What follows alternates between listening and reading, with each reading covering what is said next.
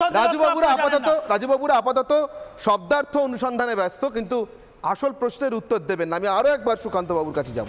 সুকান্ত বাবু, এক দর্শক প্রশ্ন করছেন যে মমতাময়ী কি রাম মন্দিরের পক্ষে না বিপক্ষে? আমার মনে হয় এই প্রশ্নটার পরে রাজুবাবুর যে রিয়াকশন আমি দেখলাম, রাজুবাবু চলে গেলেন সৌমিক রাহার সংস্কৃত জ্ঞান, শব্দের জ্ঞান, অঙ্কনের এগুলোতে অঙ্কন দত্তের এগুলোতে চলে গেলেন।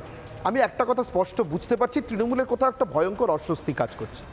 অস্বস্তির কারণটা কি? সুকান্তবাবু, আমি একজন বিশ্লেষক হিসেবে আপনার কাছে জিজ্ঞাসা করছি। দেখুন, এটা খুব মোটা দাগে বলে দেওয়া যায় সংখ্যালঘু ভোট হারানোর ভয় মমতা রাম মন্দির যাবেন না বলছে, কিন্তু মমতা বন্দ্যোপাধ্যায় বা তৃণমূল কংগ্রেস এই অ্যাসেসমেন্টটায় পৌঁছচ্ছেন কি করে? রামরাজাতলার যে মুসলিম ফল বিক্রেতা, আমি এভাবে মানুষকে দেখি না, কিন্তু বলতে বাধ্য হচ্ছি, মানে তৃণমূলের জন্য এভাবে দেখতে বা বলতে বাধ্য হচ্ছি, এরকম জাতিতে ভেঙে ধর্মে ভেঙে।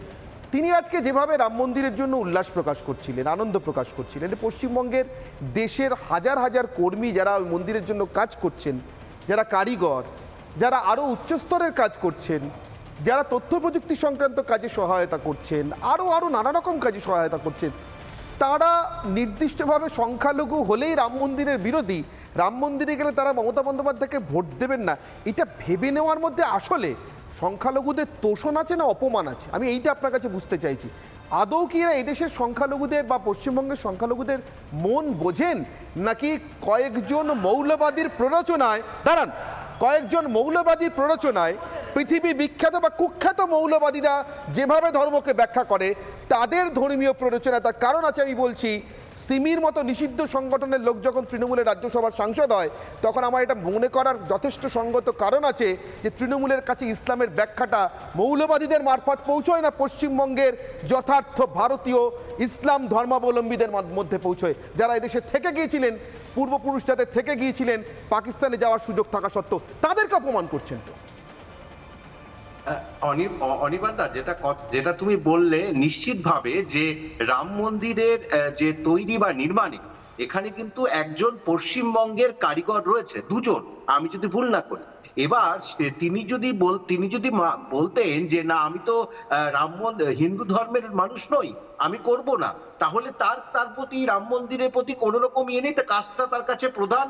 আমি যেটা আবার বলছি, এটা কিন্তু সংখ্যালঘু তোষণ যেটা তুমি বললে, তার থেকে বড় বিষয়টা হলো সংখ্যালঘুদের অপমানটা কোন জায়গায় হচ্ছে, বা সংখ্যালঘুদের নিয়ে যে রাজনীতি, এটা কিন্তু তিনি করছেন, আর কিছু না। আরেকটা জায়গা হতে পারে অনির্বাণদা, আমি মিস করেছি, সেটা হচ্ছে হয়তো যে তিনি যদি রাম মন্দিরে যান উদ্বোধনে, তাহলে হয়তো তাকে ইন্ডিয়া জোটের থেকে প্রশ্নের সম্মুখীন হতে পারে। আরেকটা হতে পারে, যেটা আউট অফ দ্য কনটেক্সট ঠিক না, তাও বলছি, যে কোথাও সেটিং তত্ত্ব খাড়া করতে পারে বিরোধীরা, এই কারণে হতে পারে। কিন্তু আমার যেটা মনে হয়,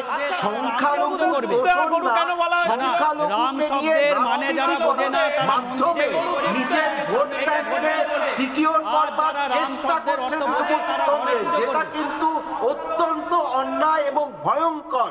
কারণ পরবর্তী প্রজন্ম যদি এই সংখ্যালঘু তোষণের নামে সংখ্যালঘুকে সবসময় অনগ্রসর দেখানো হয়, সংখ্যালঘুকে ডেকে ডেকে জিজ্ঞেস করা হয়, বিজেপির সময়,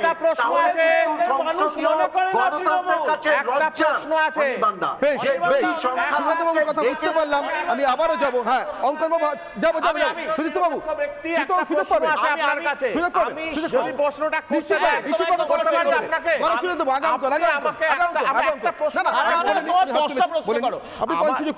এই যে এত সংখ্যালঘুদের চিন্তা, আমি বলছি ভারতবর্ষের মধ্যে কোন প্রশাসনিক প্রধান একটি সম্প্রদায়কে দুধ দেওয়া গরুর সাথে তুলনা করেছিল?